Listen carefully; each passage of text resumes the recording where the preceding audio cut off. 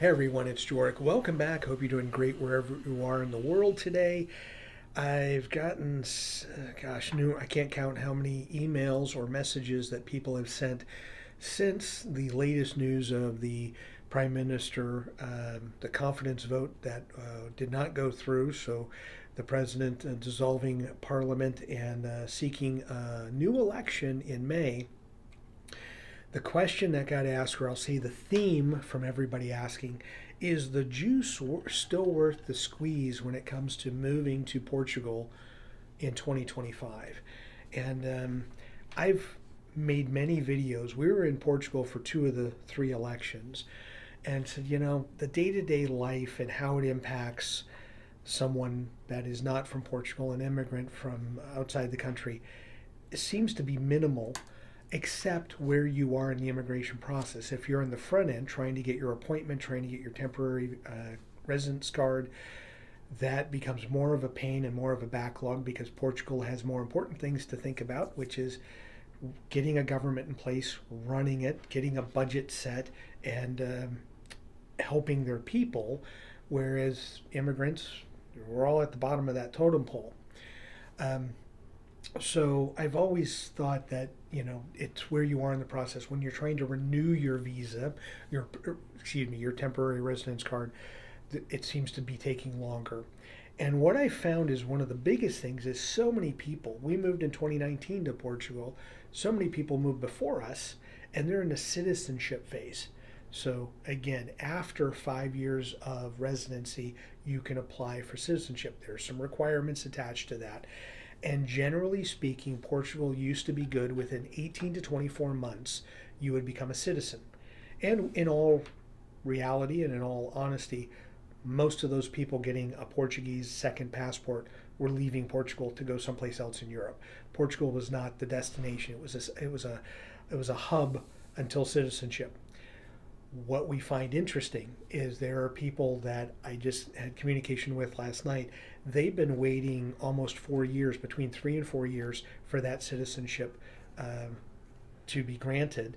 And part of the just constant turnover in government the last 3 years has pushed back and delayed their citizenship, their passport for Portugal. Now, whether they're staying in Portugal or not, I didn't ask, but it is the government changes are impacting immigrants in more ways than what I have been told or what I thought were impacting us when we were living there.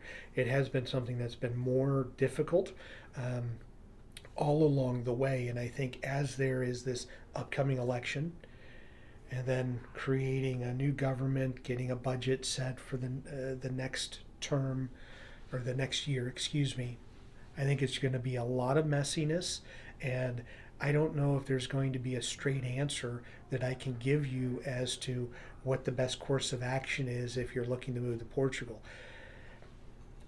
My first answer would be look for a country that doesn't have elections every year like Portugal has. Look for a country that has a little more stability when it comes to the elections. That would be something that would be very important. Um, Consistency and stability in government.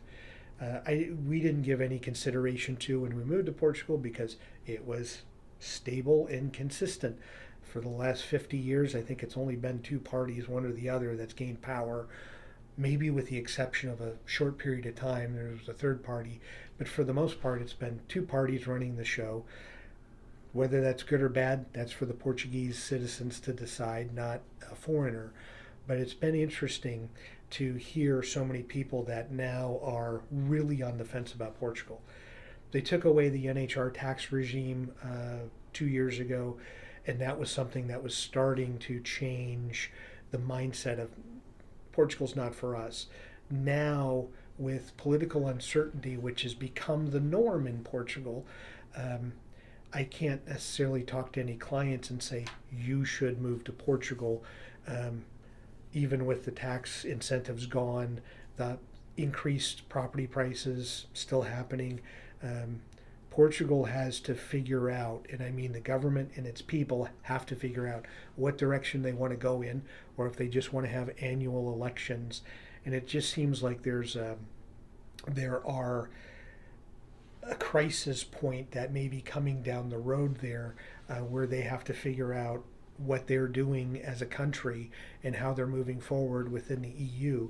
And as I mentioned in a couple of recent videos, as an immigrant, expat, migrant, foreigner, nomad, whatever you want to call yourself, you don't matter in that equation. They're so far removed from worrying about, 10 years ago, 5, 6 years ago, yes, there was a concern about immigration because of offering tax incentives and the golden visa and things like that. Those are not the same anymore, and they're not going to make a comeback, I don't think, anytime soon. So it may be worth putting a pause on Portugal for a little while, just waiting to see how the dust settles, and also seeing, if you have some other EU countries that you're interested in, maybe exploring those countries, and ones that don't have the same political turmoil. And in some cases, maybe they're a little more amenable or open to having immigrants move to the country, without having the amount of bureaucracy and issues that Portugal's been having every year since we moved, over the 5 years there, and then since we moved back to the States, just becoming more cumbersome and more of an issue.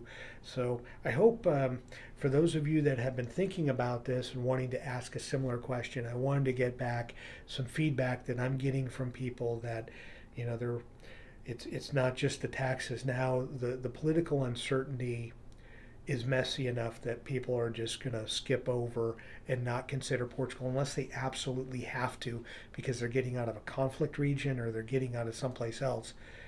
Why would you go? The government can't figure themselves out and figure out what direction they want to go, and they can't seem to agree on anything for more than a year. So that's my rant or commentary on that. So as always, thank you so much for taking the time to watch the video, and enjoy your travels.